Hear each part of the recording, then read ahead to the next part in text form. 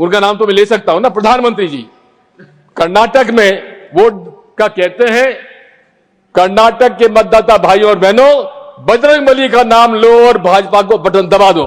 ये model of code of conduct में पूरी सब आता है कि नहीं आता है, आप बताइए। दूसरा, हर भाषण में मुसलमान, शमशान, कब्रिस्तान, हिंदुस्तान, पाकिस्तान, क्या मॉडल ऑफ कंडक्ट में नहीं आता? क्या सेक्शन 123, 125 रिप्रेजेंटेटिव पीपल एक्ट का उल्लंघन नहीं है? पुलवामा के शहीदों से, युवकों से वोट मांग रहे हैं राजस्थान में और उनको नोटिस तक नहीं दिया गया। ये क्या पक्षपात नहीं है? श्री दिग्विजय सिंह जी।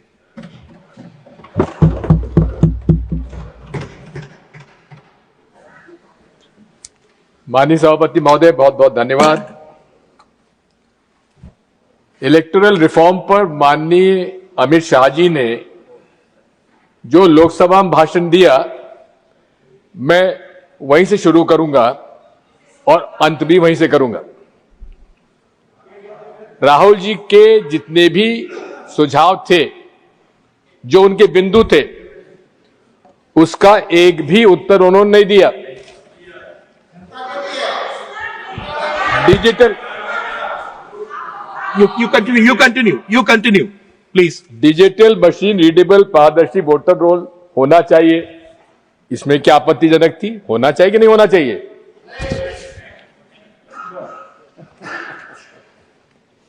ईवीएम के आर्किटेक्चर की अब ट्रांसपेरेंट ऑडिट होना चाहिए, इसमें क्या आपत्ति है? कोई जवाब नहीं। बीजेपी नेताओं और कार्यकर्ताओं के कई राज्यों में वोट रखने और करने पर कोई जवाब नहीं। माननीय इसी संसद सदस्य, एक भूतपूर्व संसद सदस्य ने दिल्ली में भी वोट डाला और बिहार में वोट डाल दिया एक साल में, उस पर कोई जवाब नहीं। सीजेआई के चयन प्रक्रिया के बारे में कोई जवाब नहीं। इलेक्शन कमीशन के मेंबर्स की इम्यूनिटी के उस बिंदु पर कोई जवाब नहीं। सीसीटीवी फुटेज न देने के बहाना मना लिया, उस पर कोई जवाब नहीं। और आखिर में उन्होंने कहा कि मैंने रात को, भाषण देने के पहले एक रात को, मैंने माननीय चुनाव आयोग से पूछा तुम्हारे पास कोई सुझाव आया कि नहीं आया?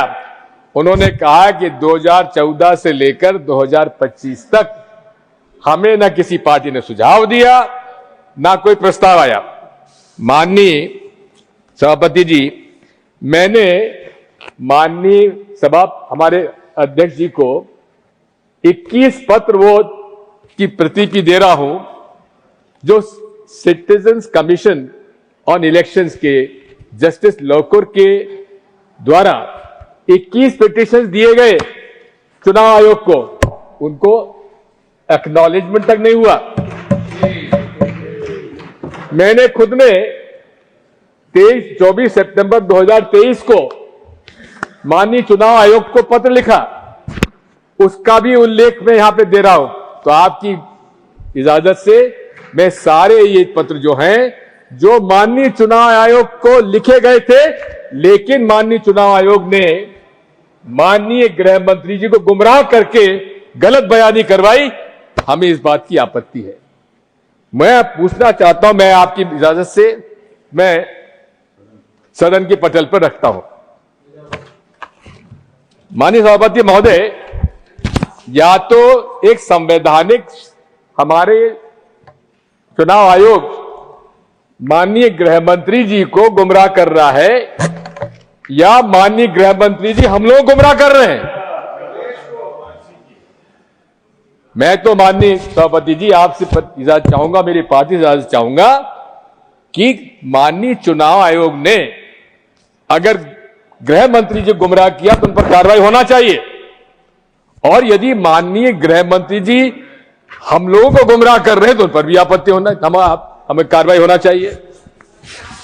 माननीय, मैं तो यहां तक कहता हूं, इंडिया अलायंस के सारे लोगों ने मिलने का समय मांगा चुनाव आयोग से। नीतीश कुमार भी थे उसमें नीतीश कुमार जी के भी दस्तखत थे, जहां साहब नहीं है यहां पर मौजूद, लेकिन उनका समय देने के बजाय पावती तक नहीं मिली हम लोगों को। मैंने खुद ने वहां पहुंचाई थी वो चिट्ठी। ये सब काम चालू हुआ है माननीय राजीव कुमार जी के चुनाव आयुक्त बनने के बाद ये सारा चालू हुआ। नहीं तो पहले तो जब भी हम समय मांगते तो हमको चुनाव आयोग से कोई दिक्कत ही नहीं होती थी। मैं आपसे निवेदन करना चाहता हूं कि ये चुनाव आयोग यही नहीं है, जैसा कि राहुल गांधी ने अपने भाषण में कहा था, इस देश में 2014 के बाद जितनी भी संवैधानिक हमारी संस्थाएं हैं उन पर एक निश्चित विचारधारा के लोगों को बिठाया जा रहा है, वो योग्य हो या अयोग्य हो, और उनको उनके माध्यम से वे यहां पर, मेरा यह आरोप है माननीय सभापति जी, फासिस्ट डिक्टेटरशिप लागू करना चाहते हैं नरेंद्र मोदी जी।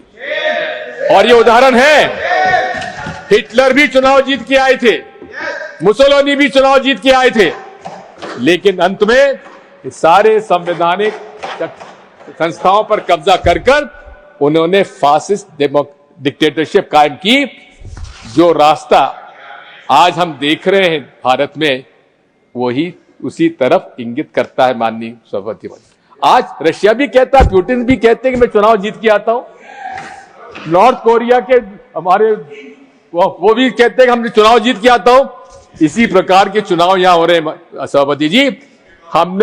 मुझे भी 50 साल हो गए राजनीति में, किसी भी चुनाव में किसी राजनीतिक दल के 94% स्ट्राइक रेट अभी हमने तो देखी नहीं। ये कहां से हो गया? अब वोटर लिस्ट के बारे में, किसी भी सफल लोकतंत्री व्यवस्था के लिए, निष्पक्ष चुनाव होने के लिए फुल प्रूफ मतदाता सूची होना चाहिए, इसमें किसी को आपत्ति नहीं होना चाहिए। आर्टिकल 324 भी यही जवाबदारी इलेक्शन कमीशन को देता है कि चुनाव आयोग की जवाबदारी है कि हर नागरिक का वो वोट मतदाता सूची में शामिल करे, और यही होता है अभी तक। अभी तक तो बूथ लेवल ऑफिसर हमारे घर आता था, फॉर्म वो भरता था, हम नहीं भरते थे, और वही हमारे नाम जोड़ता था। अब ये एसआईआर कहां से आ गया? हमसे नागरिकता के प्रश्न पूछा जा रहा है, हमारे दादा बाप दादा का पूछा जा रहा है कि इनका मतदाता सूची में नाम था कि नहीं था। अरे कई हमारे ऐसे परिवार है जिन्होंने मैट्रिकुलेशन नहीं किया, ना उनके बाप ने किया, ना दादा ने किया, उनसे मैट्रिकुलेशन का सर्टिफिकेट मांगा जा रहा है। क्या ये उसकी नागरिकता का चयन हो रहा है या मतदाता की सूची बन रही है? मैं आपसे अनुरोध करना चाहता हूं कि just 1 second. You refer to the name of a specific person who is not a member of this house. Okay fine, Rajiv Kumar sir, पूर्व चुनाव आयोग, brought it to your notice, that's all. इनके पहले के पूर्व के चुनाव आयोग एक्सेप्टेड सर। समरी रिवीजन का जो इशू है, ये भी मैं समझता हूं इसकी आवश्यकता नहीं है। जब हर साल माननीय चुनाव आयोग एक साल में 4 बार समरी रिवीजन करता है, तो फिर एसआईआर की आवश्यकता क्या है? मैं आपसे निवेदन करना चाहता हूं, अब ये एसआईआर का निर्णय भी किसने लिया ये भी मालूम नहीं है। इसके 2 आरटीआई लगे। आरटीआई एक्ट के अंतर्गत 30951, 30952। अंजलि भारद्वाज हमारा एक सिविल सोसाइटी एक्टिविस्ट है, उन्होंने आरटीआई लगाए। एक आरटीआई लगाया कि भाई 2025 का एसआईआर पूरे प्रांतों में करा जा रहा है, उसका कोई फाइल पर आदेश हुआ है कि नहीं हुआ है। लेकिन उसका जवाब क्या आया सीपीओ का, उनका जो अफसर होते हैं इलेक्शन कमीशन के, कि इस प्रकार का कोई हमारे पास फाइल पर आदेश नहीं है एसआईआर 2025 कराने का। फिर उनका दूसरा था, आपने बिहार में एसआईआर कराने का निर्णय जब लिया तो क्या उसमें आपने कोई इसमें आदेश किया है? फाइल पर कोई आदेश नहीं हुआ। मैं निवेदन करना चाहता हूं कि अब वोट चोरी की बात है, वोट चोरी की बात सामने है, चारों तरफ हमको देख ही रहे। कर्नाटक, हरियाणा, महाराष्ट्र में अनेक प्रमाण राहुल गांधी जी ने दिए। अब यह भी एक चिंता का विषय है कि एक व्यक्ति के 3-3, 4-4 जगह 25-25, 50-50 जगह नाम जुड़े हुए हैं। बड़ी आसानी से डीडुप्लीकेशन सॉफ्टवेयर के उपयोग से आप 1 मिनट में सारे नाम पता लगा ले। लेकिन जब ये बात सामने आई तो माननीय चुनाव आयोग को संज्ञान में लेने के बजाय उन्होंने डीडुप्लीकेशन सॉफ्टवेयर का उपयोग करना ही बंद कर दिया। आखिर ये पक्षपात नहीं तो और क्या है माननीय सभापति महोदय। मैं सुझाव देना चाहता हूं एक, अभी तो क्या है कि जिस दिन चुनाव की घोषणा हुई उसके बाद वोटर लिस्ट उम्मीदवार को दी जाती है, लेकिन प्रिसाइडिंग ऑफिसर को जिस दिन वोटिंग होता है उस दिन अलग लिस्ट दी जाती है, जिसको वोटर लिस्ट के अलग मिलती है, जबकि उसके बीच में उस पीरियड में डिलीशन और एडिशन का अधिकार क्यों आपने दिया हुआ है? जिस दिन आपका ये कोड ऑफ कंडक्ट लगता है उसी दिन उसको फ्रीज कर देना चाहिए, मेरा सुझाव है। Model of code of conduct काहे के लिए करते हैं आप? Model of code of conduct का हर पहलू पर आप पक्षपात कर रहे हैं। अब आप बताइए, नरेंद्र मोदी जी, उनका नाम तो मैं ले सकता हूं ना, प्रधानमंत्री जी, कर्नाटक में वोट का कहते हैं, कर्नाटक के मतदाता भाइयों और बहनों, बजरंगबली का नाम लो और भाजपा को बटन दबा दो। ये model of code of conduct में पूरी सब आता है कि नहीं आता है, आप बताइए। दूसरा, हर भाषण में मुसलमान, शमशान, कब्रिस्तान, हिंदुस्तान, पाकिस्तान, क्या मॉडल कोड कंडक्ट में नहीं आता? क्या सेक्शन 123, 125 रिप्रेजेंटेटिव पीपल एक्ट का उल्लंघन नहीं है? पुलवामा के शहीदों से, युवकों से वोट मांग रहे हैं राजस्थान में और उनको नोटिस तक नहीं दिया गया। ये क्या पक्षपात नहीं है? अब पक्षपात दल बदल हुआ महाराष्ट्र में।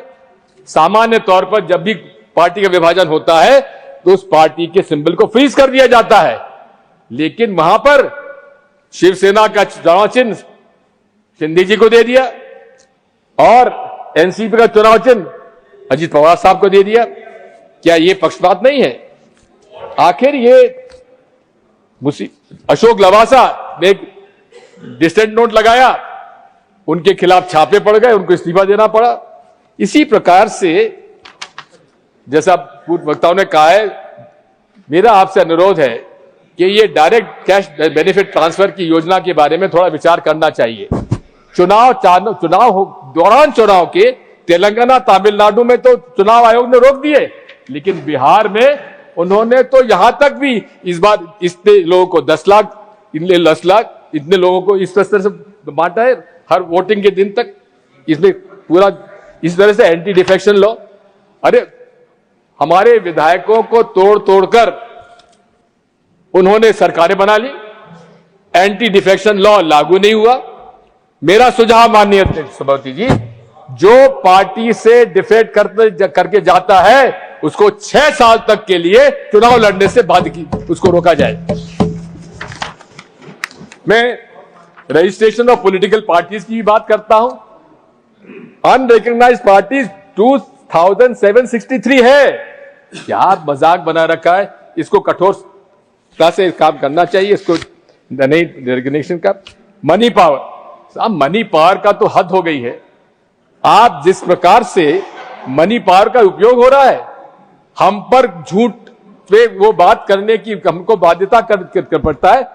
कौन से लोकसभा चुनाव 70 लाख में पूरा हो जाता है? हर मत, जहां तक कि नरेंद्र मोदी जी, अमित शाह जी को भी झूठा प्रमाण पत्र देना पड़ता है कि उनका चुनाव खर्च केवल 70 लाख रुपए में हुआ है। इस पर जो सीलिंग है उसको हटाया जाना चाहिए। मैं तो ये भी कहता हूं कि इस पर सुपर रिच पर टैक्स लगाए जाने की आवश्यकता है और नेशनल इलेक्शन फंड की जरूरत है, जिसका कि बंटवारा जितना परसेंटेज ऑफ वोट जिसके पास आया उसके हिसाब से वितरण कर दिया जाना चाहिए। माननीय ईवीएम के बारे में मैं शुरू से कहता आया हूं और आपसे मैं कहना चाहता हूं कि मैं बैलेट पेपर के पक्ष में हूं, लेकिन साथ में अगर बैलेट पेपर से इतना ही विरोध है और ईवीएम से माननीय नरेंद्र मोदी जी को इतना ही प्रेम है, तो मेरा एक ही निवेदन है कि आप वीवीपैट की स्लिप और ये हमारे तत्कालीन चीफ जस्टिस ऑफ इंडिया का जो voter verifiable paper audit trail की बात है, उसमें उनका निर्णय था कि it is to be to the satisfaction of the voter. अब आप हमको 7 सेकंड के लिए दिखाते हैं, कोई लोग देख पाते हैं, कोई लोग नहीं देख पाते हैं। अरे उस वीवीपैट स्लिप को आप डब्बे में गिराते हैं, अरे हमारे हाथ में दे दीजिए, हम हाथ में उसको फोल्ड करके डब्बे में डाल देंगे, उसकी काउंटिंग होना चाहिए, इसमें क्या आपत्ति होना चाहिए? नीतीश कुमार जी नीतीश कुमार जी ने खुद ने मांगा है इसको। इसी के साथ साथ आप 100% काउंटिंग होना चाहिए। गलत बात कहते हैं कि इसमें बहुत समय लगेगा, बिल्कुल समय नहीं लगेगा। मैंने तो माननीय सभापति जी स्टॉप वॉच से देखा है कि एक जो आखिरी 5 वोट जो बूथ पर काउंटिंग होता है, स्ट्रांग रूम से निकल के काउंटिंग टेबल और काउंटिंग टेबल स्ट्रांग जाने में 47 मिनट लगते हैं। अगर आप ये कहां लिखा हुआ कि 15 टेबल की काउंटिंग होना चाहिए, 50 टेबल कर दीजिए।